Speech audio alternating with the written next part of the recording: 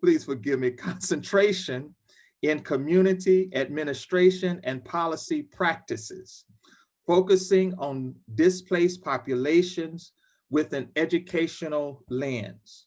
Additionally, Jamila's mission is to actively meet others where they are and to tell their stories through the art of photography. She believes that every person has a story, and every story has a lesson, and every lesson has a purpose. That's powerful. You will have an opportunity to ask our panelists questions at the end of the viewing of the documentary. Pastor Hill, can you introduce the film we're about to see? Thank you. Thank you everyone for joining us this evening. Rigged, the voter suppression playbook, was shot principally in 2016 during the last presidential election. Sadly, many of the same claims made back in 2016 are now being recycled. Claims like the elections are rigged and that voter fraud is rampant. But instead of talking about voter fraud at the polling places, which was the myth in 2016, and we still hear very pervasive today, the assertion now due to COVID is about vote by mail fraud. So the words have changed, but not the tune. The objective: deny the vote to people of color and younger voters. But voter fraud is just one of many voter suppression tactics revealed in this powerful film, which is narrated by acclaimed actor Jeffrey Wright, winner of both Tony and Emmy Awards. So let's take the next 70 minutes to watch Rigged and then follow with the panel discussion.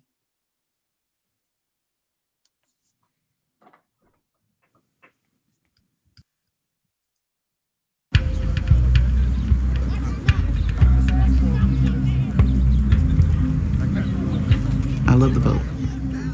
It was instilled in us to vote. My grandma raised me up and my sister up to vote. You know, when we turned 18, that was all right.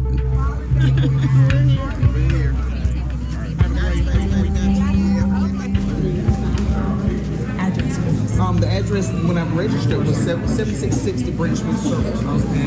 I'm gonna have you stand in that line so they can update you. Okay. All right. Next voter, please.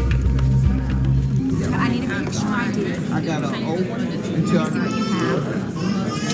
Here, is this your address? No, ma'am. You have something with the address. You're gonna have to go back. She told me I could not vote at all because I got to re-register because I'm nowhere in that system. They're not making it easy at all. It's tiresome. Yeah. Yeah, we got to clean the rolls up one way or another. I happened to stumble across the Phantom Voter Project. I started looking at my neighborhood and started finding what I believe to be a bunch of fraudulent registrations and started investigating them. It's about time we turned the lights on in the kitchen and started cleaning the cockroaches out of here. When I found out that I was purged off the rolls, and I was highly upset about it, because like I said, I mean, I grew up seeing my family vote. I know it's my God-given right today to vote, and I want to vote. The challenge we have with the average voter suppression issue is that it's happening to people we don't pay attention to every day. And for the average citizen, it's not top of mind because it isn't as sexy, it isn't as violent, it isn't as present, but it can be the most insidious danger to our democracy. The board found probable cause to go forward on a total of 3,564 voter registrations, challenges, all of which were submitted by Mr. Michael Hires. Yaritza Burgos, Robin Bruns, Christopher Carmichael, Tina Carmichael, Justin Freeman, Christopher Carter, Rachel Cheryl Carson, Again, that's 3,564 of those challenges the board found probable cause on to go forward. This is a big win, really, as far as the numbers go. I mean, good golly. This meeting is adjourned.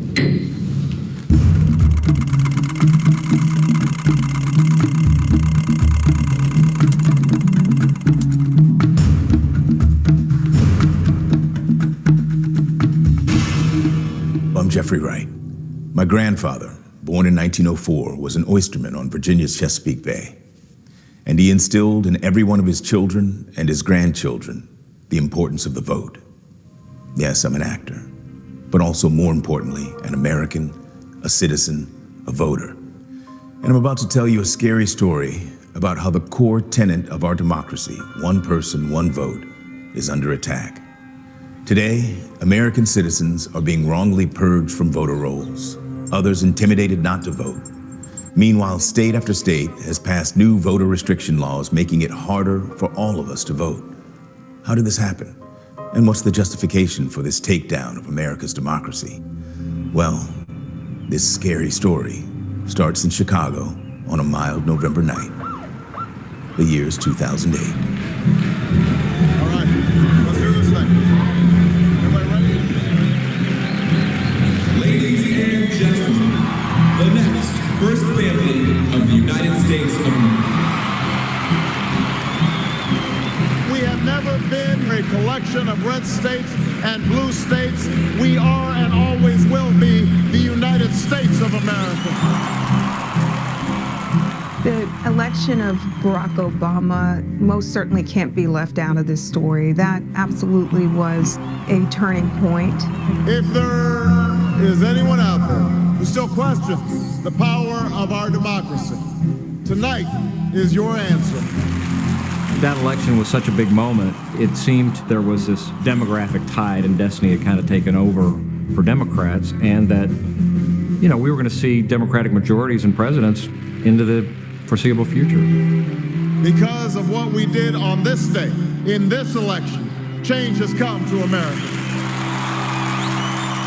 Barack Obama, he said, I'm going to turn red states blue. He said, I will compete in Florida. I'm going to compete here in the South, Virginia and North Carolina. I will have the audacity to challenge the Republican Foundation in Ohio and Indiana. And guess what? The Latino population is growing out here. It is the future of the Democratic Party. I will not only contest for it, I will win it. Whites in this country have voted Republican in every election since 1968. And for at least since 2000, all of the major minority groups, blacks, Hispanics, Asians, have voted Democratic.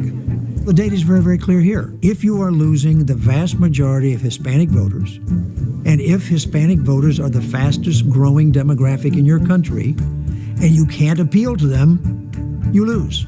This is very simple. You lose. The 2008 election was the first election in which people of color were over a quarter of the eligible electorate. African Americans turned out at record numbers. This is an historic election, and I recognize the special significance it has for African Americans and for the special pride that must be theirs tonight. We did start seeing some major backlashes against the expansion of the rights to vote after President Obama came into power. I think it has to do with changing demographics, with people having anxiety over the browning of America. 2008 was the beginning of the whole demographic tide, the first election where we could see the demographics impacting. And if we continue to underperform in this multiracial world that is going to be America, the white voters are going to be a clear minority.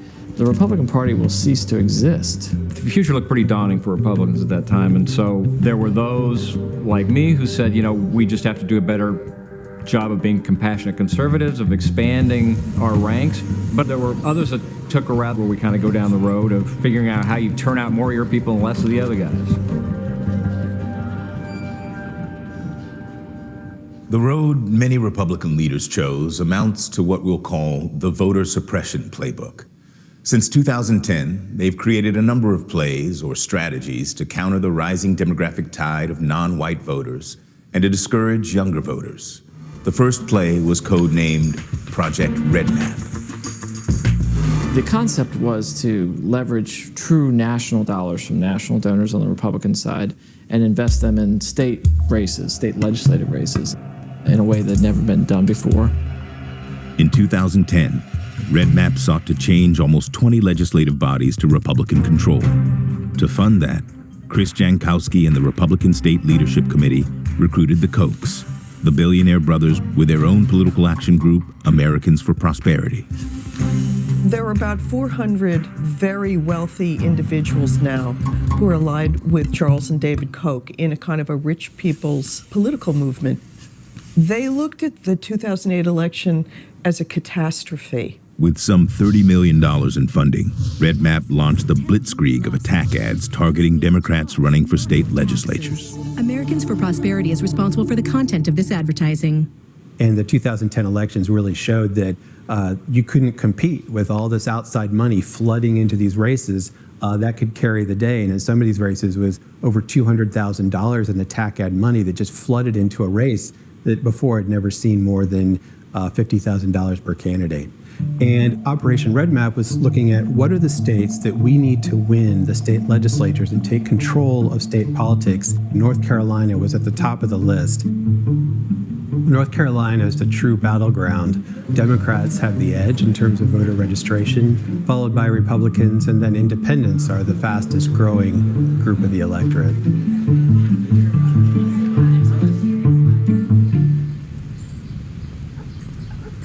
In the summer of 1999, my children are almost out of the house, and I had always been in politics and other people's campaigns. My grandfather was Speaker of the House many, many years ago here in North Carolina, and I thought, that's what I'm going to do. I'm going to run for the House, and I did, and I was elected. In these tough times, my priority is doing what I can to help families deal with rising costs. Margaret Dixon, fighting for our priorities. In 2010, North Carolina's Margaret Dixon sought re-election as a state senator. She ended up caught in Red Map's crosshairs. I had not heard of the Red Map plan at that time. I did not see it coming, and I don't think any of my former colleagues saw it coming either. Incumbent Senator Margaret Dixon. Who does she really care about using her public office to help companies she owned? Special deals, insider trading, no bid state contracts, all for her own gain. The hooker ad portrayed me as a prostitute. So that was pretty shocking. When the ads came out, I had women come to me crying at the portrayal of a woman candidate in that light. We took some artistic license. You can take a set of facts and then tell a story that fits your narrative. And the Red Map narrative worked amazingly well. Democrats across the nation took a big hit in yesterday's midterm elections, and the same thing is being felt right here in Indiana. The state Republicans overtook the state House and the state Senate. Well, there is a complete swing from a Democratic to a Republican majority. We set a record for any political party in American history in the gain of state legislative seats. We gained over 700 seats in one election. In the North Carolina Senate, on Election Day, the Senate was composed of 30 Democrats and 20 Republicans. The next day, it was 31 Republicans and 19 Democrats. The only word you can use for that is just tsunami. We did what we needed to do in 2010, which was take dominant Republican control at the state level. Red Map focused on the 2010 elections because in 2011, many state legislatures would redraw their voting districts based on the 2010 census, something that happens every 10 years. So partisan redistricting, also called gerrymandering, became the next play. And whoever gerrymanders usually wins.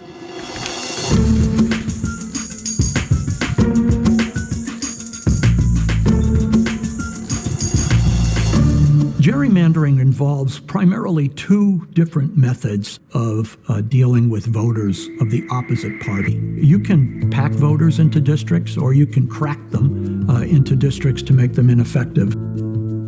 Texas is as good an example of packing and cracking as anywhere in the country, particularly the Dallas-Fort Worth area. If you look at the map that was originally drawn and approved by the Republicans in 2011. Why would this district from the north that's controlled by Anglos up here in a suburban county, why would it come in to Tarrant County like this? It's because they came in and they picked up Latino voters. And you see that they just very carefully pick up this big group of Latino voters, then come back and pick up another group of Hispanic voters like that. This is a classic cracking of Latino voters. Cracking is taking the people of color and cracking them into as many districts as possible where their vote won't make a difference. Packing is putting as many African Americans or Hispanics into as few districts as possible. This shows District 30, which is this packed district. Well, to get a sense of how packed that district is, we're going to shade both African Americans and Hispanics together. So the black plus Hispanic population, then in purple, you start to see what's going on. You've got a district here that virtually doesn't have anything in it except purple. Classic way of undermining minority voting strength. If you favor one side over the other, you can clearly take a right turn on Maple Street and a left turn on Mulberry Street and have a partisan impact. It's also an opportunity for the maximum mischief in the line drawing. The Republicans were able to draw unbelievably precise districts that maximize partisan advantage, where you can have a state where the state is relatively even between the Democrats and the Republicans, and yet the Republicans may win 2/3 or 3/4 of the congressional districts. And that's what we're seeing as a result of the redistricting in many states in 2010. The party in power really decides who's going to stay in power, and that's not real democracy. We have in way too many states in our country right now. People feel that their vote doesn't count, and gerrymandering makes sure that they feel like their vote doesn't count. Because what happens is you get pushed into a district that is completely safe for one party or the other, and if it's completely safe, why vote? Now, with their majority secured by gerrymandering, many red map Republican legislatures executed the next power play, passing harsh new voter restriction laws. What you see is a outcropping across the country of bills in state legislatures that are dominated by Republicans, bills that require new kinds of hurdles that voters have to leap over in order to be able to vote.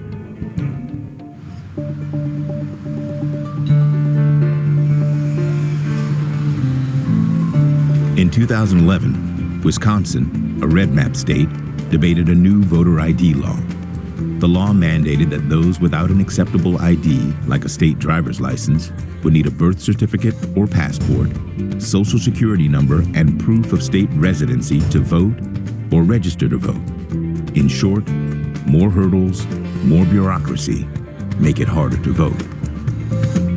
Clerk will read the bill. Senate Bill 7, relating to requiring certain identification in order to vote at a polling place or obtain an absentee ballot, verification of the addresses of electors, absentee voting procedure in certain residential care apartment complexes and adult family homes, identification cards issued by the Department of Transportation. I got involved when I was very young. My granddad was a Republican, so I said, I'll be a Republican. And he felt it was kind of like this family. So for me, I think it was a sense of belonging, a sense of, hey, I'm working for something.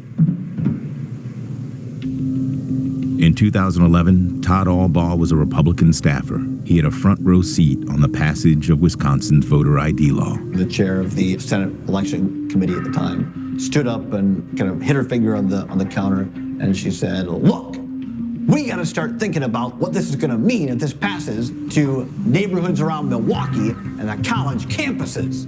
What Senator Lozick was referring is, hey, if we can suppress the college vote, and if we can suppress the minority vote in Milwaukee, it gives us a pretty good leg up on any future elections. And today, this is not a voter ID bill.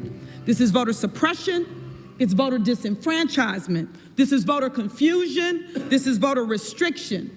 This is voter discouragement bill. The term voter suppression was never used in the room, but everybody got the idea of what was being said. Just they could see it on some of these senators, the light in their eye, they got it. Because there are only so many white, straight, old men left. So the only way to win is to scare the shit out of people and to suppress the vote. And I saw it firsthand. I think the vast majority of our citizens want to make sure that their vote is a legal vote and that all the votes out there are legal votes. Because one fraudulent vote cancels out a legal vote. And so I went to Facebook and said, this is why I left the Republican Party. So there are all kinds of forms of ID that were permissible prior to these voter ID laws. No, these voter ID laws are premised on the idea of creating a form of identification that is going to require voters to go through hoops in order to get it. Now, what kind of voters am I talking about? The average middle-class voter will say, I have a driver's license, or I have a passport. As many as 90% of registered voters have one of these forms of ID. It's in their pocket, and they think, what's the big deal? But here's the thing. 90% of people have it. That means that 10% of people don't. If you live in rural places and you have to drive, and these motor vehicle offices are few and far between, and they're not open on the weekend, and they're not open in the evenings, and when you get there, then you've got to have the underlying identification that would allow them to give you the ID that you need to vote. For example, that you have to have a birth certificate. Well, some of us have our birth certificate and some of us don't. Some of us wouldn't know how to get it. So it may cost you $15 to get the birth certificate. So you have to now add the travel costs, the time off work, the $15, all to get the voter ID so that you can exercise this right that the Supreme Court in 1886 said was preservative of all rights, the right to vote. The Supreme Court in 1966 said that a poll tax of $1.50 is unconstitutional. And if that's the case, then our view is no one should have to pay $10, $20, or $40 to get a card so that they can vote. If we could put ID easily into the hands of every voter in our country, then I wouldn't have a problem with it. But the reality is that getting access to government-issued ID today requires jumping through a lot of hoops and hurdles. And there's one thing that I think is really worth pointing out, and that's having an ID and having an ID to vote in Wisconsin are very different things. My name's Molly. If you haven't met me, what I can do is get you everything that you need to vote. Vote Riders is a nonprofit, nonpartisan organization and really focused primarily on voter ID. We're going to make sure everybody can vote. So we can get you an ID from Wisconsin too, because you need one of those when you go and vote. I grew up in a household where we're encouraged to be civically active and to vote. In the bill, that's all you need to vote. And if somebody needs help exercising their fundamental right to vote, we should all be stopping what we're doing and figuring out what we can do as a society to make that better. Because this is about you, this is about the voters, and the people who are impacted. I can vote, but, you can't. And then I also wanted to talk about when you want to go back to the DMV. They want to get the ID. Zach is one of the voters that I actually met here at First United Methodist Church doing regular community outreach. I didn't think it would take all this to get an ID to vote. When President Obama got elected, I voted then, so ever since then I've been trying to vote in every election. Zach had a pay stub, he had his social security card, but he didn't have a birth certificate. And let you hold on to these again. Okay, hang on. Okay. And we went to the DMV, and they still told me I needed my birth certificate. I felt like I had all the right information. They were trying to just have me go around a ringer just for a birth certificate. Voter ID laws impact certain demographics. They impact low-income voters. They impact voters of color. They impact first-time voters and voters new to Wisconsin. They impact students. They impact older voters who no longer have a driver's license. Here, they make it very difficult to vote. And based on the legislature's own admission and testimony in federal court, that doesn't seem to be a mistake. The court heard evidence and concluded that there were 300,000 registered voters in the state of Wisconsin who lacked one of the forms of ID is acceptable under the law. They're trying to make it where only the rich vote for the rich. I thought it was going to be simple, but it wasn't. The studies are very, very consistent that barriers that you put in front of the ballot box are going to stop some people from voting. The true objective of voter ID laws in Wisconsin and other states was clear to the politicians passing these laws. It's something we're working on all over the country because in the states where they do have voter ID laws, you've seen actually elections begin to change towards more conservative candidates. Voter ID, which is going to allow Governor Romney to win the state of Pennsylvania. Done. Republicans since 1984 in the presidential races have not been able to win in Wisconsin. Why would it be any different? And now we have photo ID, and I think photo ID is going to make a little bit of a difference as well. The law is going to kick the Democrats in the butt. If it hurts a bunch of college kids that's too lazy to get up off their bohunkers and go get a photo ID, so be it. Right. If it hurts a bunch of lazy blacks that wants the government to give them everything, so be it. And it just so happens that a lot of those people Democrat. Gee. It's astonishing, actually, 50 years plus after the Voting Rights Act was passed, that we still have to do voting rights enforcement and protection. I speak tonight for the dignity of man and the destiny of democracy.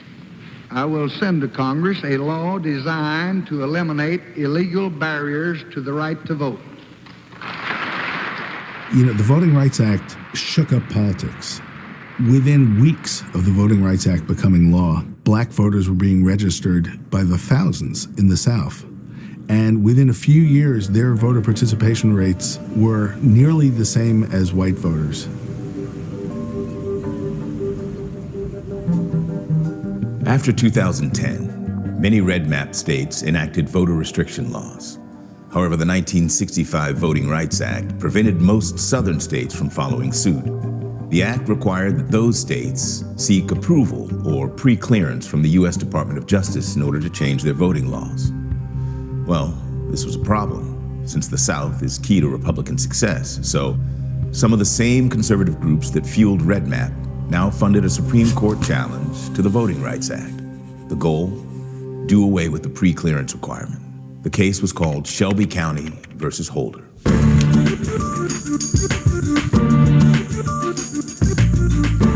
First, though, a landmark day for the Supreme Court as it struck down a key section of the landmark Voting Rights Act that was created to prevent discrimination at polling places. This is a critical day for democratic participation in America. This decision by the court is a game changer and leaves virtually unprotected minority voters in communities all over this country. When we think something like voting rights is something everybody believes and that progress only goes in one direction, we've seen sudden reverses. We've seen that history can go in the wrong direction. I mean, the ink wasn't even dry on the opinion.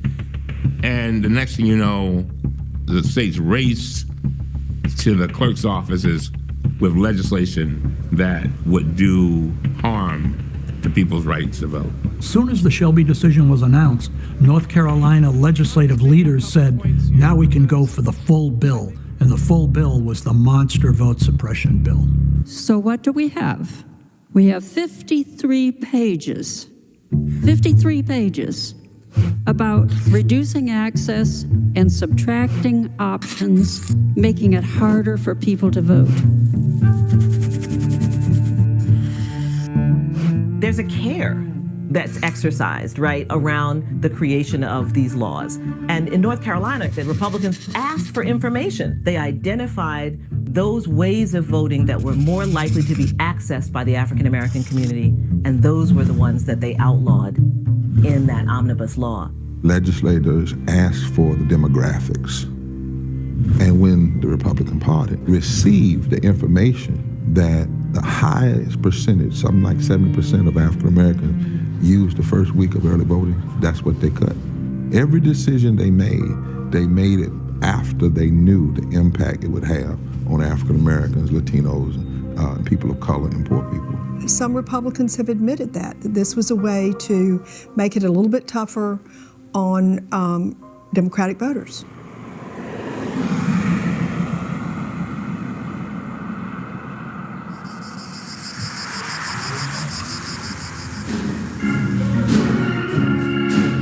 And for a moment, I want to have a grown-up conversation about racism. See, racism is not just about somebody calling you the N-word. Most modern-day racists are too smart for that anyhow. Racism is about policy. Racism is about the ability to take your prejudice and implement policy.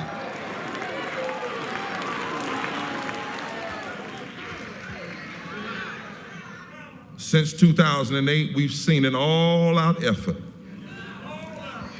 by extremists in suits and ties who sit in political seats working to abridge and deny the right to vote.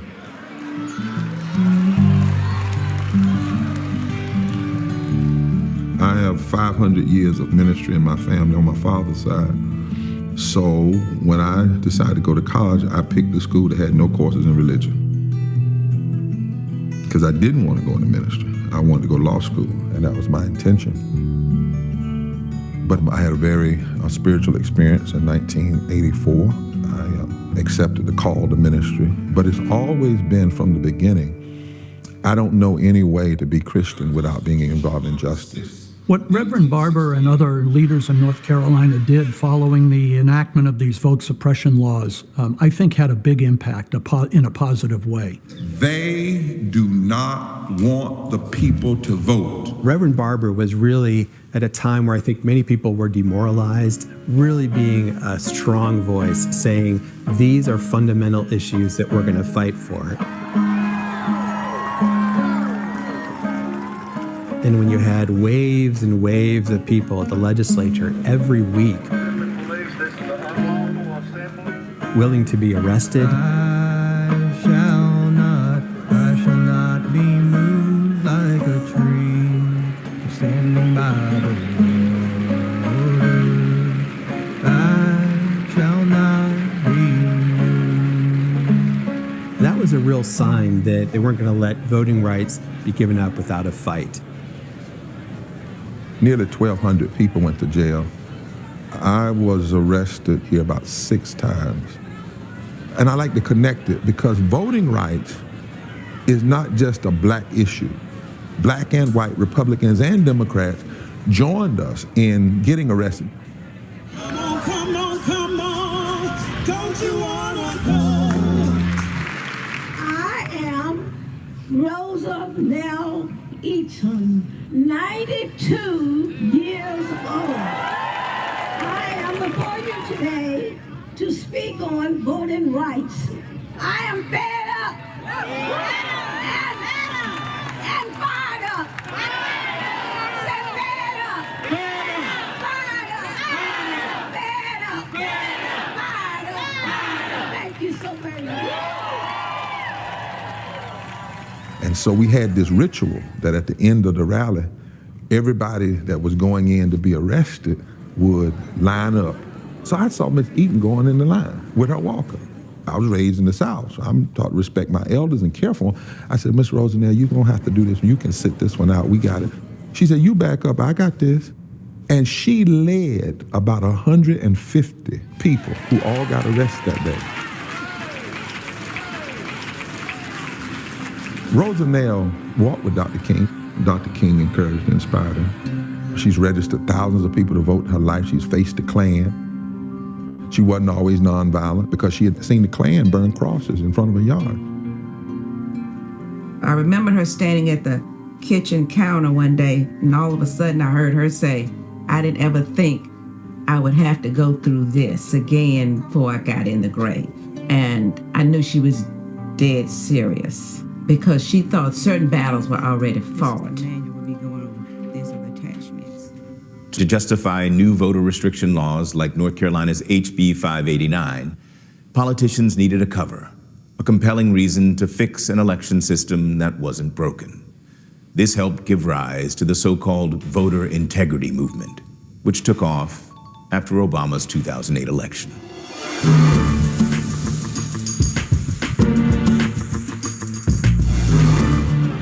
If you care about vote fraud, gentlemen, we're fighting it. We could use your help. Thanks. Hey, if you care about vote fraud, we're fighting it. We could use your help. If you care about vote fraud, gentlemen, we could use your help. Thanks. Thank you. I know a girl who votes 8 times and has $1 million in the bank and is on food stamps and gets everything for free, including college. How do you know she votes 8 times? Because we know her. She does. Would you call me later after the election? Before I launched the Voter Integrity Project, I was a military officer, retired lieutenant colonel in the Air Force. I became worried that this is a fragile system that depends on people being fair and honest. If you're worried about vote fraud, here's how we're fighting it tomorrow. We could use your help. They're hiding something, and we're on to them. And that's the only question. It's not how many, it's, we know they're doing it. The question is, how big a deal is it? Are they really trying to steal an entire nation? Are they really trying to rig elections in so many states that they can determine the outcome of the presidency? And a lot of people are going through life with blinders on, or like I used to tell people, it's called the toilet paper tube syndrome. You got toilet paper tubes in front of your eyes, and all you see is that little bit of world right out in front of you through the toilet paper tubes. You don't see what all's going on out here. So if you're looking right here and you're not looking for voter fraud, you won't see voter fraud. Republicans saw an opportunity where they could go into states and build this notion of voter fraud, get people scared about it, scared enough that they would create new laws that would heighten the threshold to qualify to vote and make that qualification so difficult that it would suppress voters, and not coincidentally people who would vote against them. It's just a very well-organized, well-staffed, well-resourced operation that once they get an idea, they can spread it like a dandelion. All we're trying to do is protect voter integrity. We ought to protect election integrity. Voter integrity is at stake. How can you be against election integrity? There's a lot of people around the country that use this slogan. We need to make it easy to vote and hard to cheat. We want to make it easy to vote. It's very easy to vote. And we also believe it should be hard to cheat. We try to make it easy to vote and hard to cheat. Because every time a non-citizen votes, it cancels out the vote of a U.S. citizen. Every non-citizen who votes cancels out a legally cast ballot. Every time voter fraud occurs, it cancels out the vote of a lawful citizen and undermines democracy. Can't let that happen. You didn't have all this talk about fraud until all of a sudden African Americans and Latinos began to vote in record number. I've called some of the people who advance these arguments without good evidence, members of the Fraudulent Fraud Squad, and they go around making claims that voter fraud is rampant without good evidence to support it. So, and what's the end game? The end game is passing new restrictive voting laws. I'm Chris Kobach. In order for we the people to take our country back, we need to have fair elections. I will stop voter fraud in Kansas. We need to require photo ID when people vote. Every state needs a Chris Kobach. You know, our campaign had an undeniable, unmistakable message: stop voter fraud.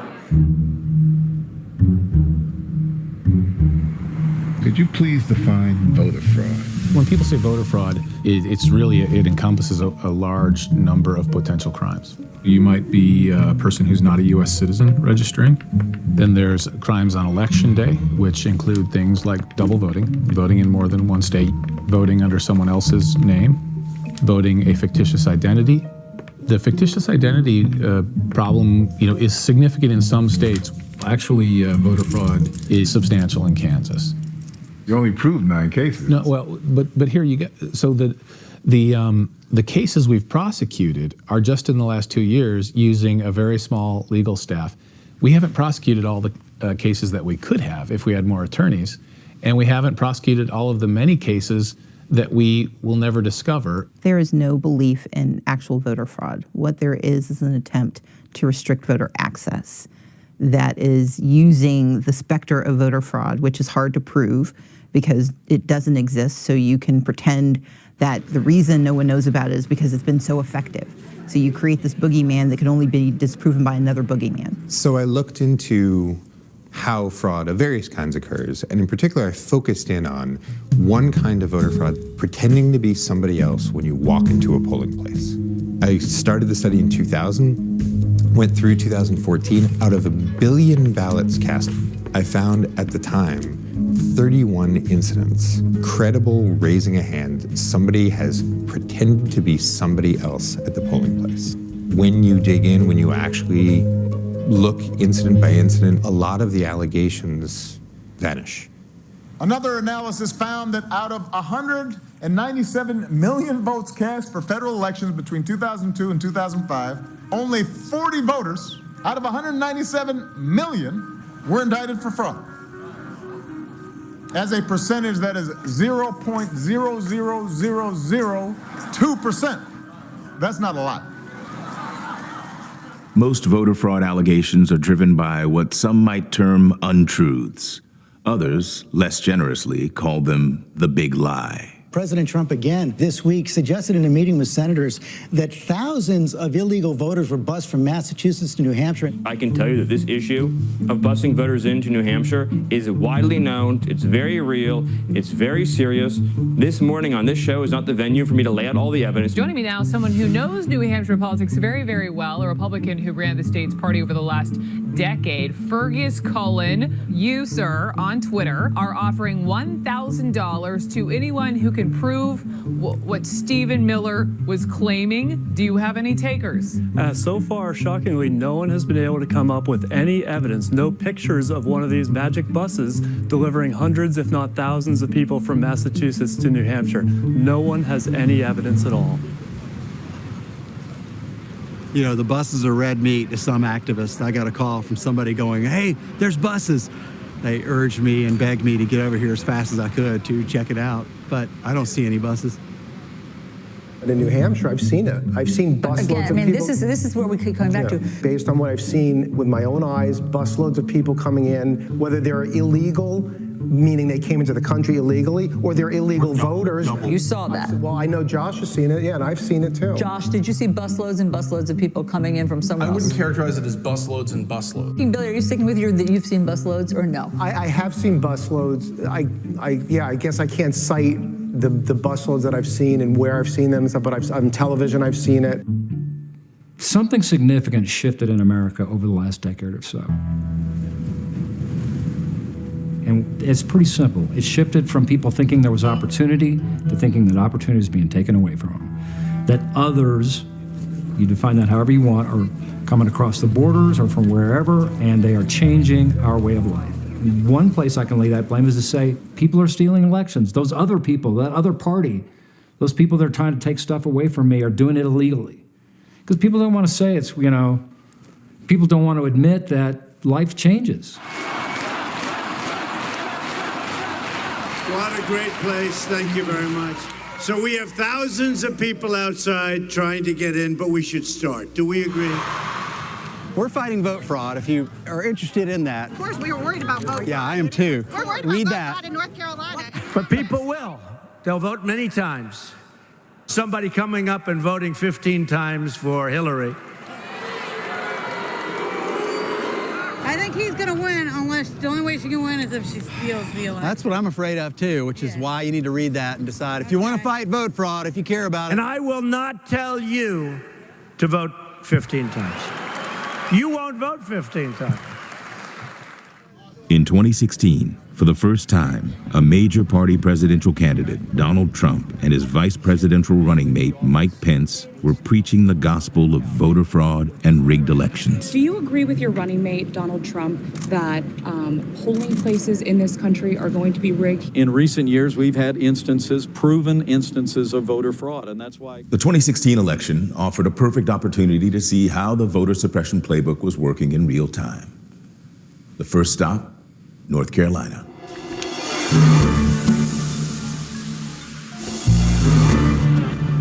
My name is Michael Evan Hires. I'm a 100% disabled veteran. I'm not married. I have the time, I have the skills, and have the desire to make sure that every American vote is legally cast. The Voting Integrity Project is interesting. They've always had a bit of a gadfly, renegade, vigilante voter fraud, crusaders. They claimed that thousands of non-citizens were voting in the state where they would challenge voters at county boards of elections, and then they couldn't prove that really any of those were true. Is there anyone in the audience today who received a notice that if they wished their name not to be removed from the voter rolls, they should be present? Stand up then and give us your name, please, ma'am. Randy Burkett. Okay, sir. John McKee. Well, North Carolina has a provision where a citizen can challenge the right of another citizen to vote. It's been on the books forever. Who else is going to know who's registered to vote unless another citizen does it? Some of the laws that wind up being discriminatory today had discriminatory intent when they were first written in the early 1900s as part of the Jim Crow laws. For example, voter purging laws to cleanse the rolls. And this was typically used in the Jim Crow area by whites who were trying to prevent newly enfranchised African Americans from having access to the ballot box. Michael's methodology involves finding voters that the state identified as inactive. These people have missed 2 federal elections, so they were listed as inactive. And I started sending letters to these inactive voters on the Cumberland County voter rolls. The ones that came back marked by the post office as undeliverable are considered evidence that the voter no longer resides at that address. And Mike challenged those voters. Voter challenge envelopes were marked "Do Not Forward." If a resident moves in the district, even across the street, he or she will not receive the notice their registration is being challenged, or even know to come to the Board of Elections hearing to contest the challenge. Now let's move on to Mr. John Lamont McKeithen Jr. Some people have the knack of spotting anomalies. It's kind of like seeing a lump of coal in a bale of cotton. It'll just pop right out at you. Let me just ask you, what do you want this board to know concerning your place of residence? I do live and have lived at 7790 Stony Point Road. It said 7790. Okay, this says 7770. Is there a possibility that people got struck from the rolls mistakenly because the post office did not appropriately deliver the mailings to them? There is a small possibility on that. Do you solemnly swear that the testimony you are about to give concerning this matter shall be the truth, the whole truth, and nothing but the truth, so help you God? I do. All the evidence shows that when someone is purged from the rolls, it's extremely unlikely that they're going to re-register. It's hard to get them to re-register. And I worry that it will diminish the will to participate in the political process. And the danger is if states use unreliable information to take voters off the rolls, and if they do not give voters adequate notice and an opportunity to contest their removal, then we can have a situation where hundreds or even thousands of legitimate voters are being taken off of the rolls without their knowledge. To reverse Mike Hires and Jay Delancey's voter purge, as well as purges in other North Carolina counties, Reverend Barber and the NAACP asked a federal court to intervene. Good morning. Persons were engaging in an attempt to get voters purged, especially African Americans. We are fighting this. We believe and we hope that the courts will agree with us and we will have an immediate temporary restraining order. Reverend Barber, that guy's made a name for himself. Congratulate him on a well-funded. He has a lot of out-of-state funding money, and he knows how to play that race card better than anybody I've seen, and really since the heyday of Jesse Jackson and Al Sharpton, he has played that race card so well. The NAACP filed a voter suppression lawsuit against the North Carolina Board of Elections, and today they won that case with a federal judge declaring that all voters purged from the voting rolls must be reinstated.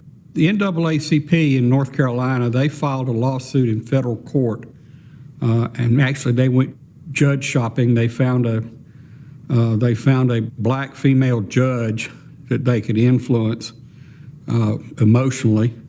In my opinion, and not so humble opinion at that.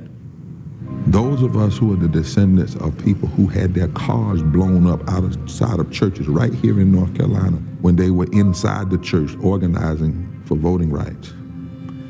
When you come from that kind of lineage, you're not going to allow some loudmouth bigot to intimidate you.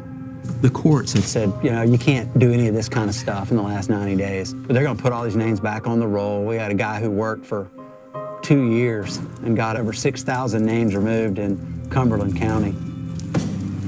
And they claimed that we were targeting blacks. I would be glad to get drug into federal court because that will give me the opportunity to expose the problems that we have in this state. I get 3 hots and a cot and full medical care if I go to jail. Except how are you going to put me in jail for following the law? The next stop, Rock Springs, Texas. Here, a local sheriff seemed to be practicing an old-fashioned but effective voter suppression technique, voter intimidation.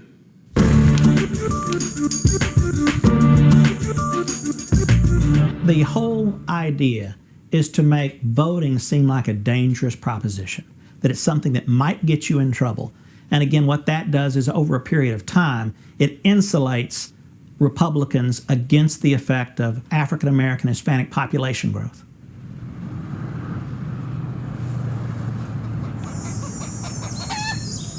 In Edwards County, Texas, we received reports that the local sheriff who's connected to the militia movement and who prides herself on being, this tough cowgirl sheriff, she had actually engaged personally in efforts to intimidate voters. The issue of voter fraud has been very prevalent since I've been here. They're tired of, you see it, you know it, everybody around you knows it. Why isn't someone doing something about it? Who's 814? Frank, thank you. 814, how long has he been here? He's been here since the first of the month.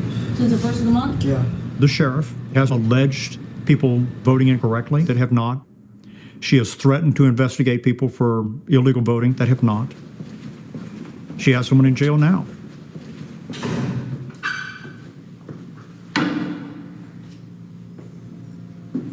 I'm not guilty of nothing because I did the right thing as I went to go do it. I asked.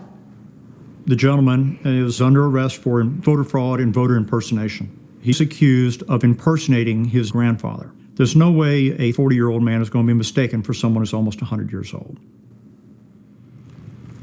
In the first case, he went to prison for delivery of a controlled substance. Once he was on parole, he pretty much knew he wasn't supposed to vote. It was just probably catch me if you can or ha ha ha. I don't really know the motive behind it. I guess maybe one day he'll tell us. But at this point, he's just kind of trying to play the victim. I do feel that it was a mistake that was done by the ladies working the poll in not actually comparing the date of birth.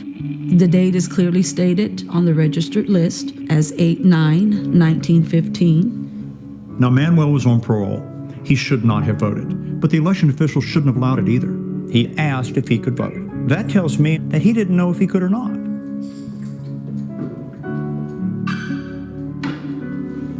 The intimidation comes in the arrest itself. Him sitting in jail would send a very strong message to a lot of people and intimidate a lot of people as to not to go out and vote. Do you have leg restraints or? Yeah, I think Sheriff wanted him in leg restraints. So Sheriff, she has been diligently trying to root out the corruption ever since she took office over here. She already has. We've had more arrests ever. Perhaps this might make some of the people who are entertaining the idea of voting illegally, it may wake them up and say, hey, they're not going to let me get away with it if I get caught. This county has the highest rate of voter fraud allegations with the Secretary of State and the Attorney General's office than any of the other 254 counties in the state. Houston's got 10 million people in it. We've got 1,100, and we have a higher rate of voter fraud? Please. And there was one additional stop before Election Day 2016, Jefferson City, Missouri, where state legislators were debating a voter ID requirement for the November ballot.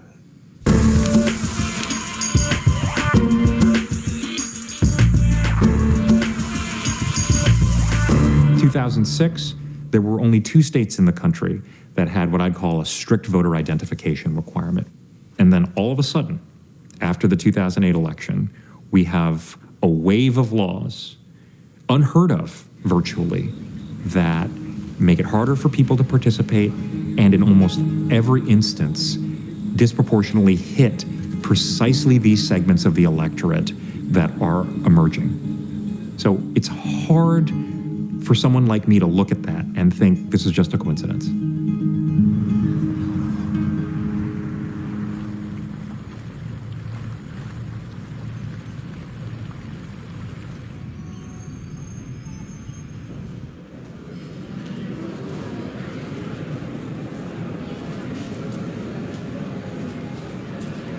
House Bill 1631 has been from the very start about integrity in our election process here in Missouri, pure and simple.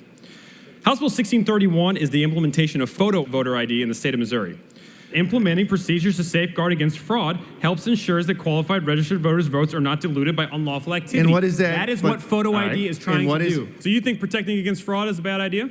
I'm not going to go down that rabbit hole, gentlemen. We have protections against fraud right now. Stop trying to confuse people Gentlemen. and sensationalize an issue to back up your point of view. Be intellectually honest about what's gentlemen, going where are you on. coming from What on this can you case? point to? What voter identification fraud can you point to that's happened in the state of Missouri that your bill would address? How do you, without this implementation in effect, That's what gentlemen, we call a non-responsive answer because you did not respond. That's okay. I understand. I would implore the body to think real hard about their vote on this and ask them to vote no. Thank you. All those in favor will vote yes. All those opposed will vote no. Mr. Clerk, please ring the bell and open the board.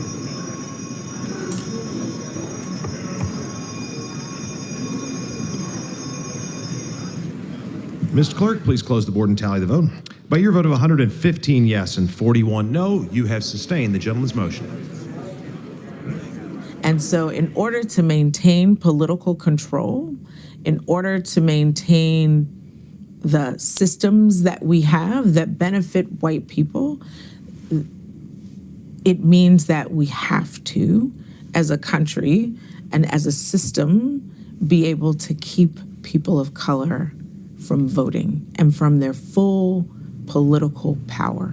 to say that our intent is to try to disenfranchise any individual in the state of Missouri is completely absurd. That is a very serious accusation and very it's something that I don't take lightly. Your vote is your own, and it's extremely important in a democracy. I'm just trying to put more integrity into our voting process. We're very honored to have the Reverend Cassandra Gould with us. I wear this shirt. My mom's name was Carrie. My mom was, I was born in a little town in Alabama, 47 miles from Selma. My mother was a voter rights worker. I really used to get sick of my mom's stories about what it meant to be in Selma and how she marched and how she was there before Dr. King. Mom, I don't want to hear about Selma anymore. I mean, we got it made now. We can actually go and vote. So I thought. Voter restriction laws are designed to take us back to the time that my mother was fighting in Selma. It's dancing on the grave of civil rights workers who gave their lives so that people could vote. It is not just about photo ID. That is code word for let's cut out some citizens. And who are the legislators to get to decide who gets to have a right that they already have? Let's vote no on Amendment 6. So you voted yes on Amendment 6? Oh, you voted no. Okay, great. Yeah. In the summer of 2016, while Missouri mulled the pros and cons of voter ID, federal courts struck down or modified a number of the more restrictive voting laws passed after 2011. In another important story tonight, North Carolina's law requiring voters to show photo ID was thrown out by a federal court that said the law was designed to bar Black Americans from the polls. This is the third time this month that similar laws were struck down, the others in Texas and Wisconsin. These court decisions frustrated advocates of voter suppression legislation. The next play would need to include changing the federal courts, but that would have to wait for another day.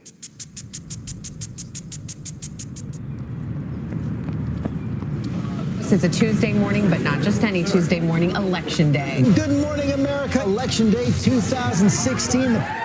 Election Day officially starts right now. So who did you vote for? Tough decision. If Hillary wins, I'm done, probably. I don't know what will happen, but it scares the crap out of me because if she wins, I'm afraid I'll be hunted down like a dog. No cameras here. No cameras. Okay, you took it. Thank you, ma'am. Appreciate you coming. Morning. My name's Michael Hires. Michael Hires. It's a pleasure to meet you. Well, you may not think so when you go back and research my name, but I'm the fellow that's been filing the voter challenges. Mm-hmm. Let's face it, there are unscrupulous people out there, and they could go to the polls and impersonate. Mm-hmm. and impersonate somebody. I tell you what, It was a pleasure. if I could get more people of all, I don't hate to say race because we're all the human race, Yes. but of more ethnic backgrounds involved in this, that way people wouldn't be taking pot shots at me. The NAACP is hot as a pistol at me right now, claiming I'm suppressing the black vote. Well, I think you would. They're accusing me of targeting minorities. Okay. They're throwing mud on the wall and trying to get it to stick. Really piqued my curiosity. But if you're interested in getting involved, look up voterintegrityproject.com. I will remember that. Right now, I have to go and wait for work. Okay. Well, have a good day. Have a wonderful day. It's a pleasure.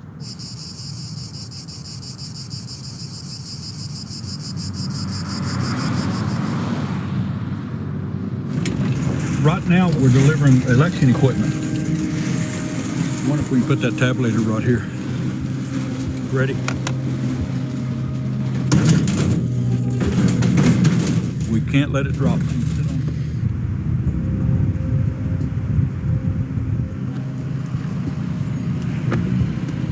Hey, How's everything going? good. You on top? I don't know. Wherever God tells me to do, that's all it's going to be.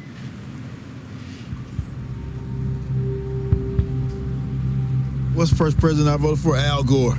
See how that turns out, right? You have your... I got my documents. All right. Voting with my son. Oh, we did it. First time, right? Good stuff.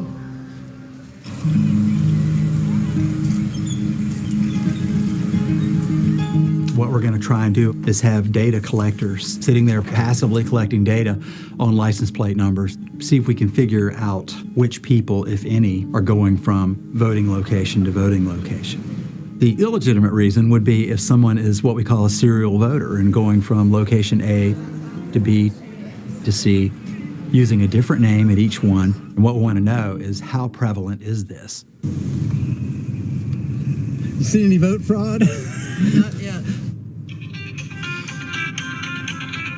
I got to take this. Hey, Jim.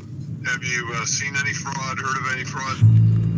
No, we have not. No, with only 6 data collectors, the odds of getting someone who showed up at 2 locations are slim and none.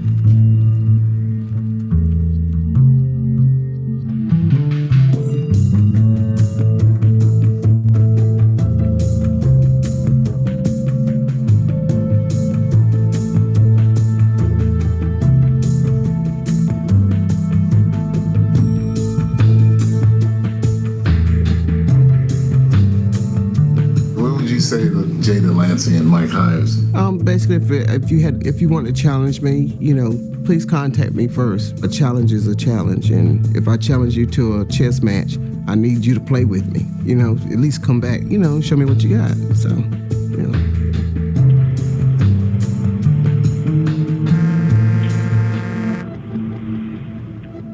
Missouri becomes a voter photo ID state with Amendment 6 passing with 64% of the vote. It looks like it's going to be a loss for us, and it's really a loss for the people. I believe that the right to vote is sacred, so I'm really grieved in my spirit right now. Not a lot has turned around in Missouri in the last 40 years, except in the wrong direction.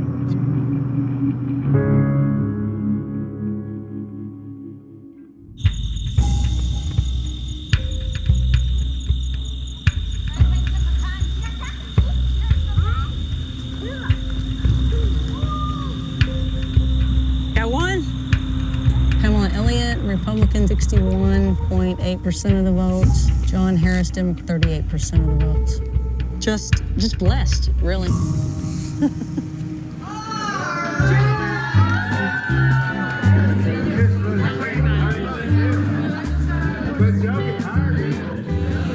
How's Trump doing? Good? Good. Awesome. Ladies and gentlemen, the next president of the United States, Donald Trump. Thank you. It's been an honor. God bless. Thank God.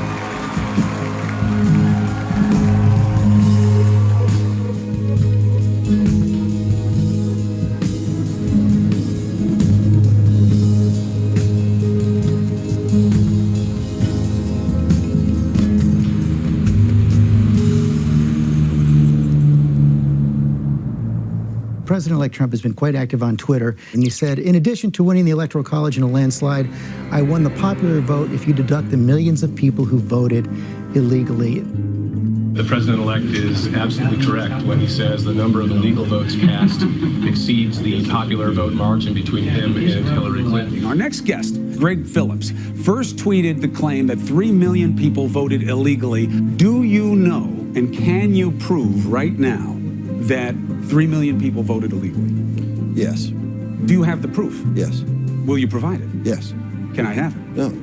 If you look at voter registration, you look at the dead people that are registered to vote, you're going to find, and we're going to do an investigation on it. But 3 to 5 million illegal votes. Well, we're going to find out, but it could very well be that much. After the 2016 general election, I called all 50 secretaries of state, managed to reach 49 of them, and never found more than 1 or 2, at tops 3 or 4, suspected instances of fraud. Not proven, but suspected or alleged. Many states had none at all. Recall that what curtailed widespread voter suppression in the 2016 elections were rulings by federal courts overturning or amending many of the new voter restriction laws. And now, with a Republican Senate and White House, Republicans could nominate and confirm their own judges. A new day was coming.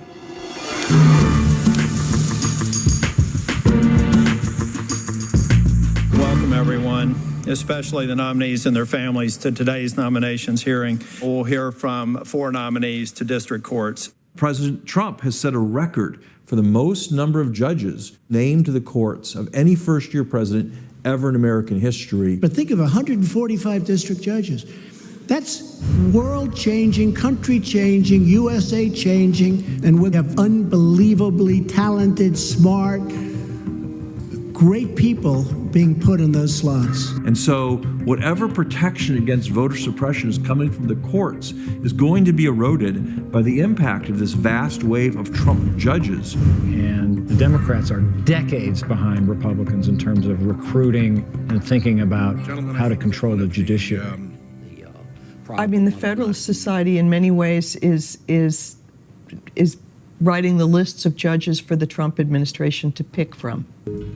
The Federalist Society is the creation of billionaire right-wing funders like the Kochs. They helped get it off the ground in the first place. The Republicans have found a formula that's allowed them to win, even though the demographics of the country are changing. We can reassure ourselves that those strategies can only work for so long, but the question is for how long? And what if so long is a very, very long time?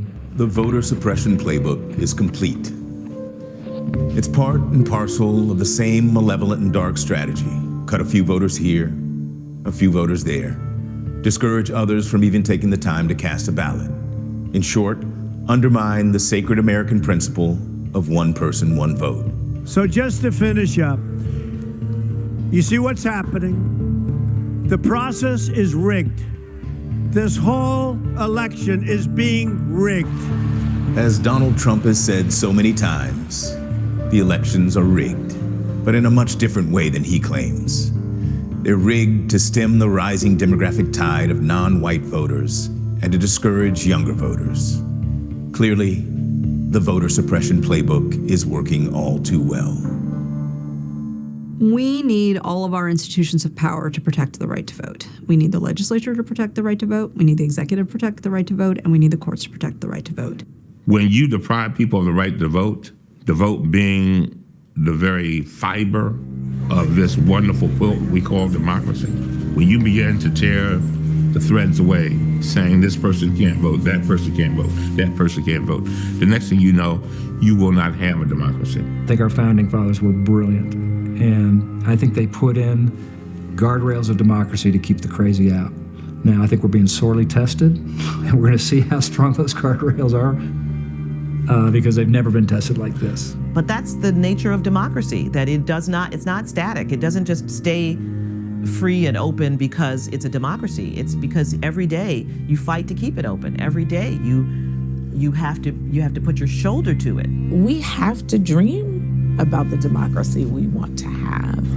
We have to say, whose side are you on in this fight for a robust democracy? People don't understand why it's so important that this experiment we call the United States continues. Then you say, well, it's always been this way in my life, so I'm sure America's going to continue the same way. Well, are you?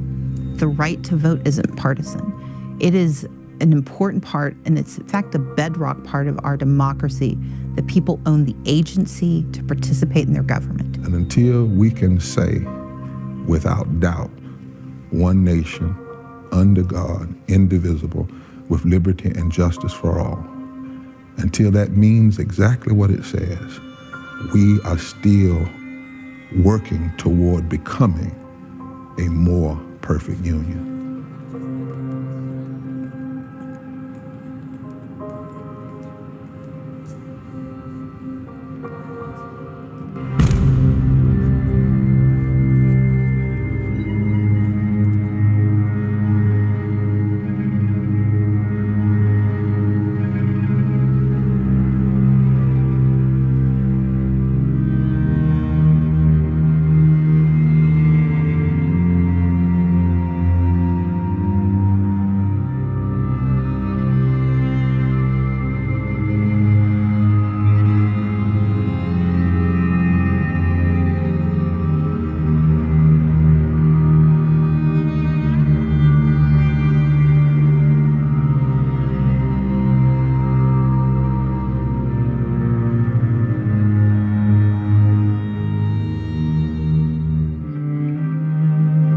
If you want to know more about what you can do to defend America's democracy, go to our website, riggedthefilm.com. I'm Jeffrey Wright. Thanks for watching. Wow. Welcome back, everyone. This was quite informative and impactful. I hope that each and every one of you did enjoy the documentary. We want to dive right into our panel discussion tonight, and we want to have a rich and robust conversation. As we shared earlier, we introduce our panelists as they're coming back, coming back live, that has a wealth of knowledge and information that will help us. As we move into the panel discussion, I want to invite each and every one of you to place your questions that you may have in the Q&A there, and we will be able, and let us know which panelists you want that question directed to, and we will definitely respond by giving them your question for them to respond to. All right, so let's go into the panel discussion. Pastor Hill. Thank you for that powerful documentary. This is a question for Tim Smith, the executive producer for Rigged. Thank you for your work. Your film explains the ins and outs of voter suppression, but can you help us better understand how voter suppression is a manifestation of systemic racism? As Reverend Barber says in Rigged, racism is about the ability to take your prejudice and implement policy. Since 2008, we've seen an all-out effort by extremists in suits and ties who sit in political seats working to abridge and deny the right to vote. So can you tie that together for us?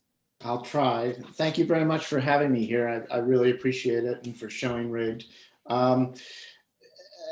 As Barbara also talked about, the court in 2016, the federal courts, back when the federal courts weren't sort of filled with Trump appointees, decided that the 2013 law that had been passed in North Carolina sort of targeted Black voters in a surgical way, sort of going after the, Sunday voters and going after, the ways that African Americans voted in North Carolina versus the way whites voted. Ironically, they didn't go after absentee ballots in 2016 because, Black voters weren't using it as much back then as the Republican voters were. And back in 2016, they were also talking about, fraud at the polling place, not fraud by mail. So, the sort of the voter suppression, the tune is the same, but the words are different. I think you can also look at what happened in Florida with Amendment 4, where, in 2018, they passed the ballot initiative. Overwhelmingly, 62% or 63% of the Florida voters voted for it, both, Republicans and Democrats, blacks and whites. But soon enough, the Republican legislature and the Republican governor, passed a law that sure, felons can vote, but they have to pay their court fees and court fines. And since then, the federal court has changed in Florida, and they ruled 5-4 with, I think, at least 4 of the judges who were part of the 5-4 decision being Trump appointees. So it's clearly, laser focused on, voters of color, also, younger voters. I could go on and on about that, but I won't. Thank you, Brother Smith. The next question is for Brother Ben Jealous. Thank you so much for joining us tonight. And the question that we have for you, Brother Jealous, is why are voting rights and voter suppression such a big political issue right now? Voting rights and voter suppression have always been a big issue in our country. If you watching the film, which I thought was excellent, and thank you to Tim and team for that. And thank you, Pastor Kearney, for convening all of us. Go back to the beginning of our country. The only people who could vote were white men who owned land. Women couldn't vote, people of color couldn't vote, and the privates of the Revolutionary Army were not allowed to vote, because if you were a private, it meant you didn't have land, because you would have bought your commission to be an officer if you had. And so those kind of triplets, if you will, of oppression, racial oppression, gender oppression, and class oppression have really been the motivating factor, limiting the vote to as small a number of elite people as possible throughout history. So why has it become a big issue again? Well, it's become a big issue again because we're about 25 years from when white supremacy as the operating system of our democracy implodes demographically. 25 years, white people become a minority too. Wow. My grandmother's 104. Her grandfather was a state legislator in Virginia. She remembers, the laws that had been put in place just before she was born to make sure that could never happen again. She lived through seeing the rise of Black elected officials again, and she feels like she's almost lived too long. But what she would tell you is, it's always darkest before the dawn. And as a farm girl, right, you would wake up in the darkness. We say we're in dark times now. You would wake up in the darkness to work for the new day that you knew was coming, right? These are times to work because there is a new day coming. The new day coming is the day in which every group in our country, in order to succeed democratically, will have to get along with at least one other group demographically. And so in these times, the most important thing we can do is to work with the faith that a better future is coming. And as organizers, we can make it come faster. Thank you. Thank you. And I also apologize. I'm going to hop off in about 7 minutes for a different presentation, but thank you for having me. Thank you for joining us. Thank you. This next question is for Julio Murillo. How is the Latinx community being targeted for voter suppression? How are they responding? How are folks organizing in the Latinx community? Yes, thank you, Pastor, and thank you, Turner, for convening this event as well. And one thing I do want to highlight is that I love the fact that we watched the film, because a lot of times when we have these conversations, we only have a limited amount of time, and we don't always get the whole history behind it. I think the movie did a great job in setting up this conversation. And one thing I do just want to make very, very clear, that whenever there is an attack on the Black community, and in this case, we're talking about voter suppression, that is also an attack on the Latino community as well. Yes, in the Latino community, the immigrant community as a whole, not everybody has the opportunity to vote. but some of us do. And then the same tactics that are used on the African American community have the same impact and effects on the Latino community. And one thing that I do want to highlight, and this is something that we saw, once Donald Trump announced that he was running, was that constant systematic attack against the integrity of the Latino and the immigrant community. And I know in the film it mentioned, this other group, these non-citizen voters, that, especially now with 4 years of that constant attack, that has an effect on folks. And to answer your question about how we're organizing, we're seeing that effect with organizations like CASA and other folks who go out and try to turn out that Latino vote, but we have the same impacts. I don't want to come out because I'm scared. We don't want to participate because somehow my information is going to leak out. And whether I have a status and I can vote, that's going to, compromise my parents, my grandparents some way. So then folks are scared. So one thing that we do have as the Latino community, we can stand side to side with the African community and continue the work that they have done when it comes to civil rights movement. And I just also want to highlight very briefly as well that those the one thing I want to highlight is the ID issue, because I know at one point I really want to highlight is that for most of us, like you mentioned, getting an ID may be something simple that we can do all the time, but for low income folks, that's super hard. Now imagine that if you're English is your second language. Imagine that if you have to jump additional hurdles just to get an ID here. Now we're lucky, especially here in Prince George's County, the state of Maryland, that a lot of our immigrant brothers and sisters can go ahead and get an ID, but the Latino community faces that additional challenge when it comes to fully engaging and having a say in our election. So I'll leave it at that because I know that we have a lot of questions and I look forward to those. Thank you. Wonderful. Okay, Attorney Mike Lowes, you have the next question, sir. And your question is, what are the voter ID laws for the DMV, and do we need voter ID laws to stop voter fraud? Well, let me say thank you to you, Pastor Kearney, and the Turner Memorial. I appreciate being here with you. Well, the voter ID laws in large picture pretty much resemble each other in Maryland and the District of Columbia. For most of our viewers in this area of the DMV, Virginia is an outlier. For Maryland and district voters, you generally do not need an ID if you go up to vote. You don't need an ID of any kind. Many times they'll just ask you your name, you'll sign a card and verify some information. The only time you would need an ID of any kind in Maryland and DC, if you were a first-time voter or in some way something about your status has changed. You got married, you moved, your name changed, and the information you would give would be maybe not consistent with what the records say. In Virginia, which up until this year probably is a red state, does require an identification just to vote. Now, ultimately, all of the jurisdictions will allow you to vote no matter what the situation is without an ID.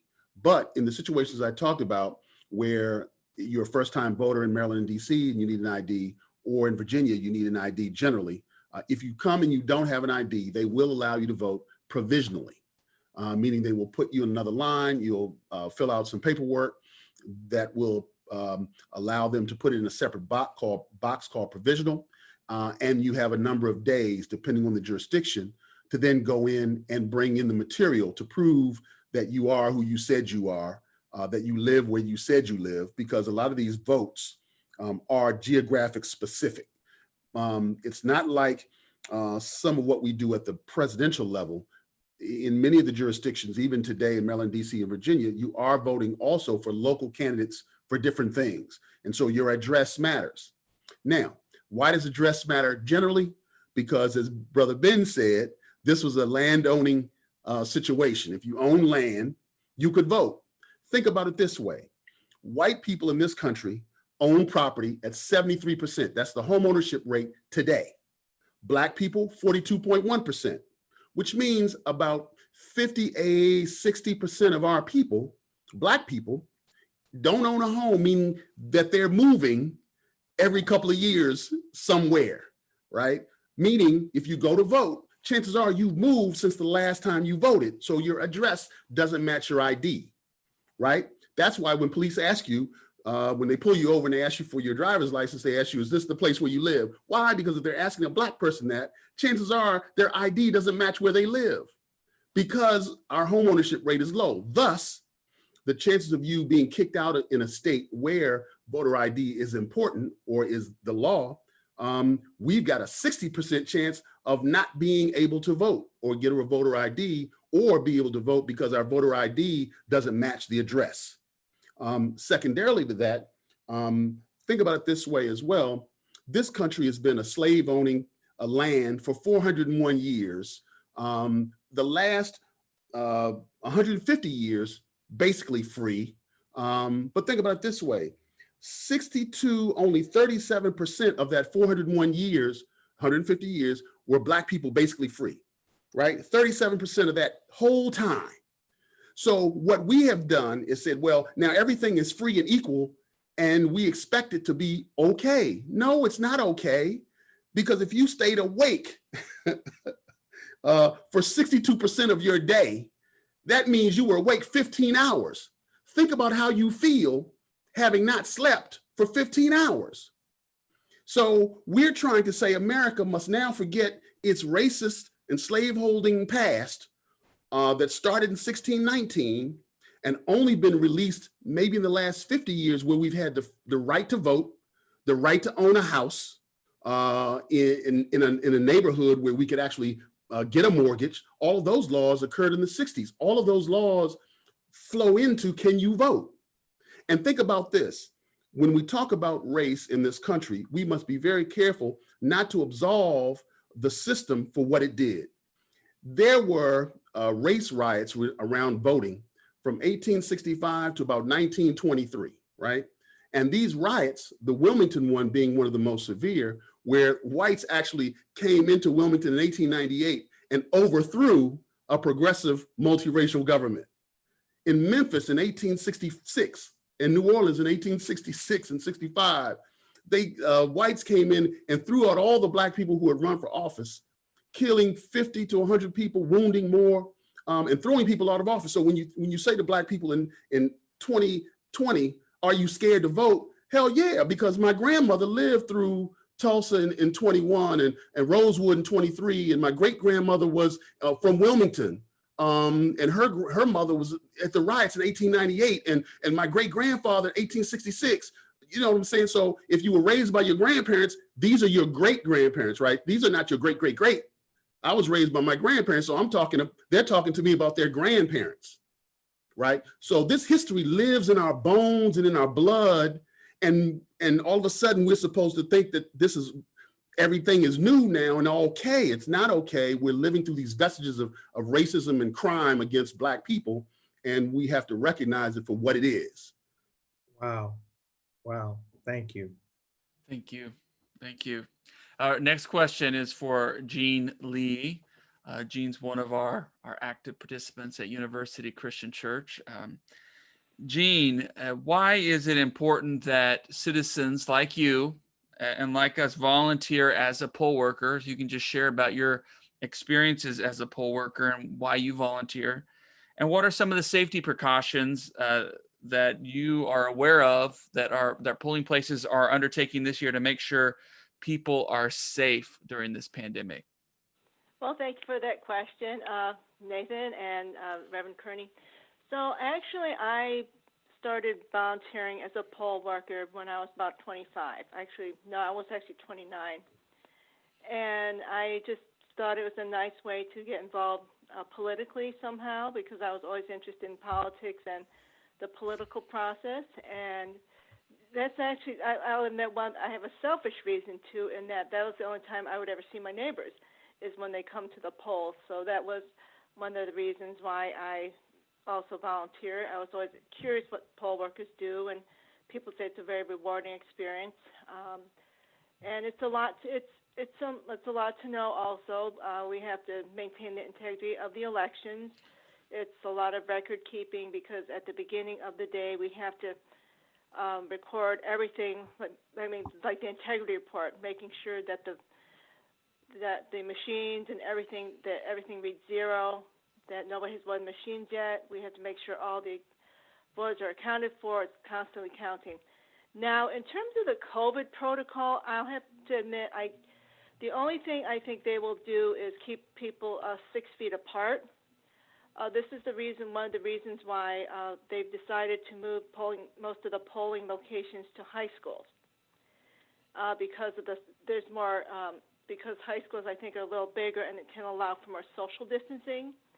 So that's one of the things I know they're doing. I think some of it. I'm not exactly sure the other measures. They didn't really cover that in our class, but I'm assuming 6 feet apart. We may have PPE. We may have some shields between the voter and the poll worker. When I go to my poll, I'm actually meeting with my chief judge this Friday, so I think we're going to discuss how we're going to deal with the COVID procedures. But I know it's implied that everybody will stay 6 feet apart. If people don't feel comfortable coming to the polls, of course, they have the option to vote by mail. Or they can drop their ballots off either at the ballot box stations located throughout the county, or they can still bring it to us, and we can take the absentee ballot from there. So again, we want everybody to be safe. People don't feel comfortable coming to polls, they can vote by mail. We just want safety is everybody's call at this point. We know this pandemic is not over. So people who have high risk issues, people with underlying health conditions, the elderly, people who have fragile health conditions should consider voting by mail instead of coming to the polls. We do expect a good turnout. So your other question was, your question was, okay. I think you got it. I think you got it. Okay.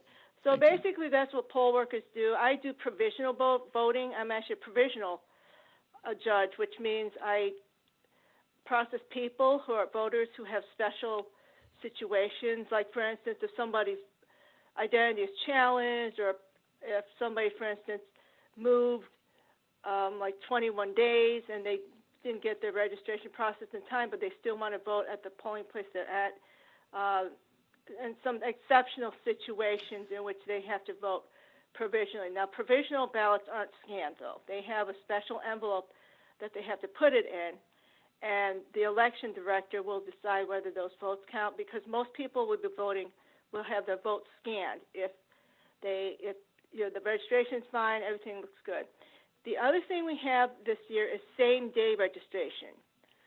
Now, what happens with same-day registration is people have to bring a form. Now, this one, they are going to need an ID, because we have to scan the back of their ID. What's going to happen is if when somebody votes same-day registration, they need to bring some form of photo ID that can be scanned. So that gets scanned into the poll book, and then we have to ask, and their information will populate. And then we have to ask them discreetly what their party affiliation is, and then we note that in the system, and then we show it to the voter, make sure everything looks good. Then they also have to sign an oath, and then they can vote. And if people don't have any ID, there's some people who may not have a photo ID. They can bring a legitimate document, such as a bank statement or an electrical bill, or any kind of bill is fine. I think even birth certificate, whatnot. But that is the only reason we ask in that case, if we have to enter some information about the person if they're doing same-day registration. So under normal circumstances, though, like regular voting, we would not ask for ID. That we cannot do that unless there is a note to ask for ID. But that's the only time we would have to ask for ID is for same-day registration. All right. And I just said, okay. Thank you. That was good. I wanted to ask those persons who are helping us with Zoom. I think Senator Malcolm Augustine is out there in the audience, and if it's possible to bring his video up, I want everyone to know, please put your questions that you may have in the Q&A. There is one question that I see is up that he might be able to respond to also, along with Attorney Lyles, Tim Smith, whoever. But I wanted to kind of plug him in to this group because he may be able to respond. But the next question we have is for Sister Jamila. And that question is, why do you feel that there is so much apathy among young adults as it relates to voting? Well, first I want to say thank you for the opportunity to speak on your panel today. I don't really think there's an apathy with young voters. I like to quote hip hop artist Common. He said that it takes the wisdom of the elders and the young people's energy. And I think what we are seeing now is a rise in that with younger voters. Millennials and Generation Z are now becoming the target population that candidates are having to hit, especially when it comes to concerns like student loan debt, what's currently going on with climate control, as well as the job market. These are all areas that are affecting young voters. And you're starting to see even the face of politicians are beginning to change with people like Alexandria Cortez or Abby, I believe her last name is Finkner, that are 31-year-old candidates that are currently sitting in the US Senate. So I do believe that there is a change now with younger voters that are wanting to take control of their lives and taking control of how policies are affecting them currently. All right, wonderful, thank you. So we have a few questions that have come both in the Q&A and to my phone.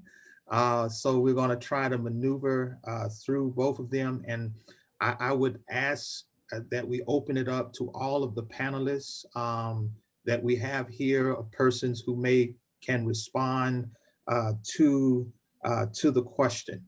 And the first question in the Q&A that we want to respond to says, can someone speak on the new ruling by the Supreme Court blocking the use of curbside voting in Alabama?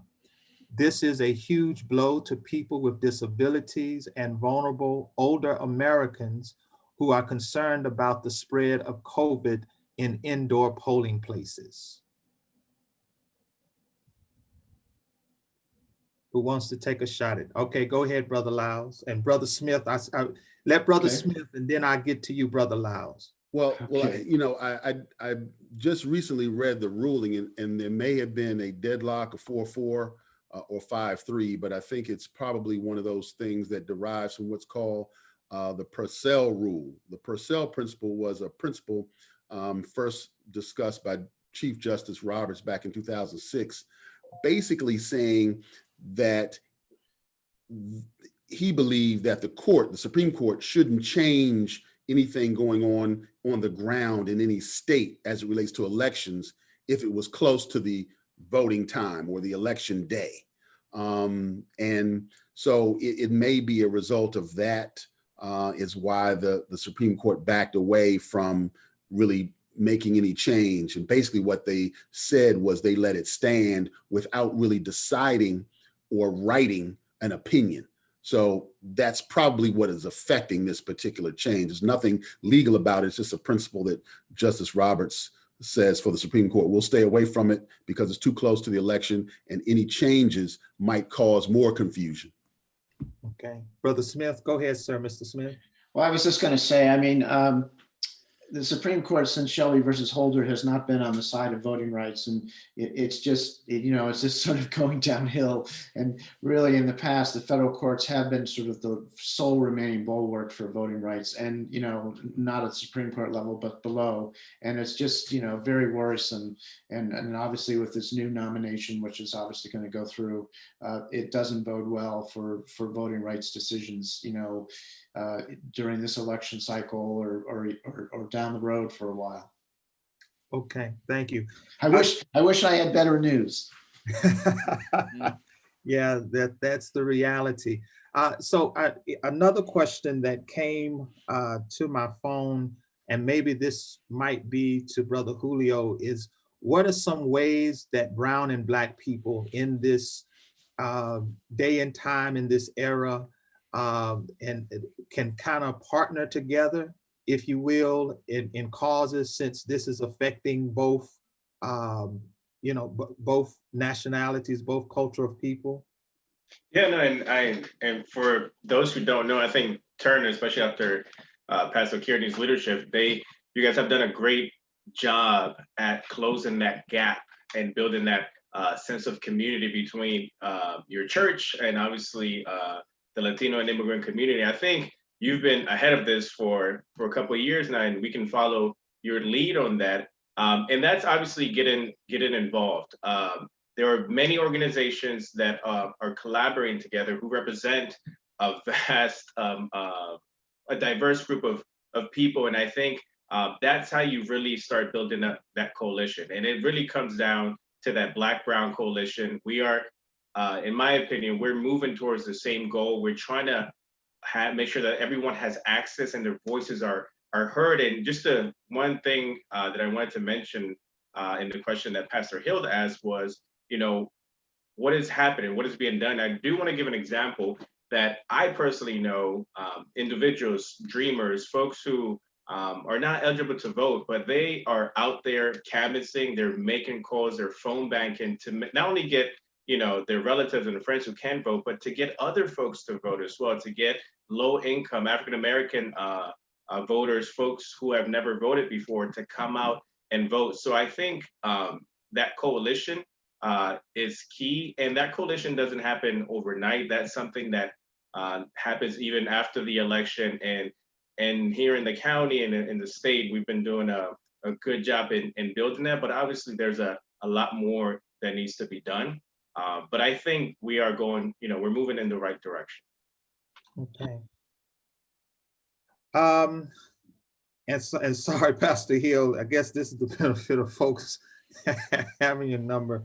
The next question that came is around how do we motivate, reassure millennials and young people who see the hypocrisy of the voting process, public safety process, and the legal process at an intersection. How do we reassure and motivate them about the voting process, to really encourage them to get out to vote, because so many of them are saying it's no point, there's, it doesn't matter. So I open that up for. Let me just, I have two daughters who are millennials. So what I did with them since they were babies, I took them to the polls. So, and always constantly reinforced since they were children what they were to do. Not only to be, great people and adults, but other things related to society. So it is a process, just like getting your kids, your millennials, when they come home to turn off the lights and wash the dishes. You don't start the day that they're 25, right? You got to start that process early. So the first thing to do, if you're having children or you have small children, instill these values in them now. And secondarily, if the children are not yours, begin to start a relationship where you're taking them to the polls with you, making sure that they have what they need to vote, and they can see the value in it, as well as getting them to meet people who are in elective office. It's not as hard as you think, but once you meet them, you begin to find, hey, maybe I have some interest in working with those folks or being in elective office myself. And there are a lot of opportunities to do that, even when you're young, especially in Prince George's County, where we have a lot of young people like Julio and others who have been involved for years. And so we've got to continue to make sure that we know these doors are open and let young people walk through them. All right, Brother Julio, what you want to? Yeah, I just wanted to add to what Mr. Lau said. I don't know if I completely agree, with this lack of motivation from millennials, to be honest with you, especially folks around my age. I mean, I've had conversations with folks who have never been engaged, and growing up, now where we are, they're starting to get interested. And for better or for worse, the election of Donald Trump has definitely piqued the interest in a lot of young people to get involved, because we've seen this, this constant attack on, on our values, on our beliefs, and folks are, want to do something about it. We've seen it even in the last election with younger individuals getting elected to public office. So I think there's some momentum there, and even in the practical terms, for me or people my age who are trying to buy a house, the debt that we have. I mean, we have real issues that we care about, and we're looking for answers, and we're looking for people to try and help us with that. And I think that's enough to get people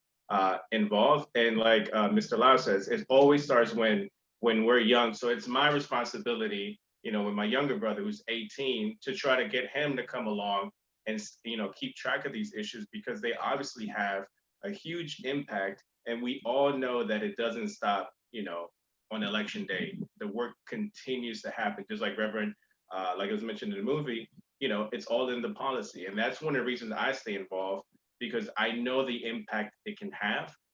So it's, our job also to, that generation before us to continue getting them involved as well. Absolutely. Sister Jamila? Yeah, I also want to piggyback after Mr. Lyles and Julio.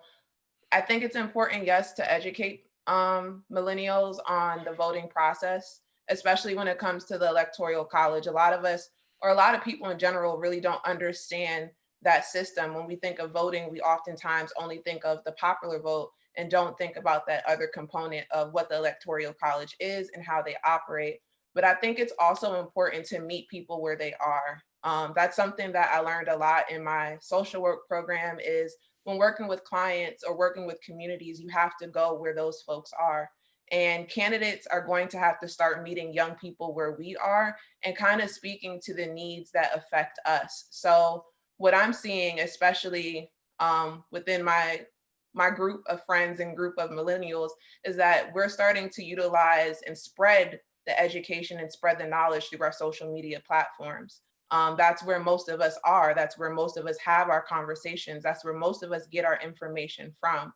So it's not that we don't want to be involved. I think also the information is not accessible to us or meeting us where we are to gather that information and to have these conversations as well. All right, wonderful. We have a question for Senator Augustine and a question for Mr. Smith. And then I think we will bring it to a close, because I know everyone is awaiting for that 9 o'clock hour so that they can watch the presidential election. Senator Augustine, as you know, and many people who are listening and watching tonight, not only is national elections important, but local government is where there is an immediate impact on the lives of the people, especially here in the state of Maryland. I'm aware that there are 2 bills that are on the ballot that come from the state of Maryland. And do you want to share with the audience what those 2 bills mean? Because to be honest with you, sometimes when I go to the polls and I look at bills and I see the number, I really don't know what that bill is really means and what I'm voting for. So I'm glad that you're here tonight. So maybe you can share with the audience those 2 bills that are on the ballot in this election. Be happy to, Pastor Kearney, and I want to thank you for this outstanding program and congratulate you too. I mean, it's just a great conversation, and I enjoyed watching portions of the film that talked about voter suppression. But you've asked about the 2 ballot initiatives which we have in the state of Maryland. The first ballot initiative has to do with changing our Constitution to allow for the legislature to appropriate funds. Right now, Maryland is one of only 7 states that has a very, very strong governor where the legislature cannot reallocate funds. The governor presents a budget. The only thing that the Maryland General Assembly can do is take money away. We cannot move that money into a different place. And so what the ballot initiative does is it says that the legislature will be able to reallocate funds. We will still have to have a balanced budget. We cannot allocate more money than what the governor brings forward, but that we would be able to reallocate certain funds. What that means is that if the governor, if he prioritizes business and we prioritize education, right now, the only thing that we can do is take money away from business. We cannot then say, well, we more highly prioritize education to move more money into education. This would allow us to do that, but still have a balanced budget. And so that's the first ballot initiative. The second ballot initiative asks the people of Maryland whether or not they are interested in having sports betting in Maryland. Right now, our surrounding jurisdictions, the District of Columbia, Virginia, and around already have passed sports betting. This has to do with the Supreme Court case, which ruled that it was unconstitutional to ban it in different parts of the country. And so states have been moving in the direction of allowing sports betting. And this is simply asking the people of the state of Maryland whether or not they want to allow sports betting. The initiative does say that that money would need to be dedicated to education. The expectations that it will be between $30 and $40 million a year of revenue that right now we are not capturing. People are doing sports betting now. They may be going to other jurisdictions, or there's a large market on the internet. This would just be us being able to capture some of that revenue. So those are the two ballot questions that we have. Okay, thank you so much for sharing, and thank you for being here tonight. Man, Mr. Smith, man, God bless you. Thank you so much for this film and covering voter suppression. Here is the question for you, and then after which I'll ask Pastor Hill if he has any closing statements to share, and we'll be off. What methods of voter suppression should we as voters and citizens be wary of in 2020? You know, voter purges, the use of voter ID, et cetera. So what are the things we need to be aware of for 2020? Well, sadly, it's all of the above. But, you know, the thing that's, you know, having worked on this now for 4 years, the thing that has struck me about voter suppression is it's a bit like the COVID virus. It mutates and evolves and changes. And this year, you know, you see, you know, Republicans in California putting out fake ballot collection boxes. You know, you have in Texas where they only have one collection ballot box, you know, for mail-in ballots per county. So in Harris County, you have 2 million voters and one ballot box. In Ohio, you only have one early vote polling place per county. So they just, you know, they continue to come up with new and innovative ways. You know, the U.S. Census question, the citizenship question. I mean, they keep coming up with new ways to suppress, and we just have to keep fighting. And you know, the vote is obviously, if the vote wasn't important, they wouldn't be trying to take it away from people. So, you know, that's why you just have to keep fighting for it, because it's never going to be easy. Wow, thank you. Thank you so much. Pastor Hill, any closing statements? Yeah, just I want to thank everyone for coming out, and Brother Smith for the film. I'm hoping we don't need a sequel. You know, yeah, me too. I mean, I didn't think we would need it in 2020, but yeah, you know, and what I'm still intrigued by, and I'm still going to ponder now.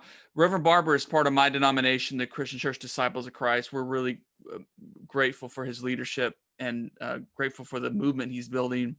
But I'm really just what you think you brought out well in the film is the way that white folks, like well-meaning white folks who want to care about things and participate in our civic processes in our communities, can end up perpetuating racist structures that prevent and bring barriers for people participating. And it seems to me that the challenge is to always go deeper and to think about, you know, are these policies that I'm supporting, are they bringing people to the polls? Are they making it easier for my neighbors to participate and use their voice to shape this country and their communities, or are we limiting them? And somehow we've got to go deeper in labeling those racist structures and racist policies for what they are. And the thing that always struck me is people see this, film as partisan. It's not partisan. The right to vote is American, and everyone should be able to vote. That's about fairness. It's about America, and yet people kind of see it in Democratic, Republican terms, and they really shouldn't. Absolutely. Listen, everyone, we want to thank you so much for joining us tonight. You are the reason why we're here, why we have the panelists. Again, let me express sincere appreciation to Pastor Hill and the partnership and the relationship that we have in Hyattsville. I love you and I appreciate you and your members at the church.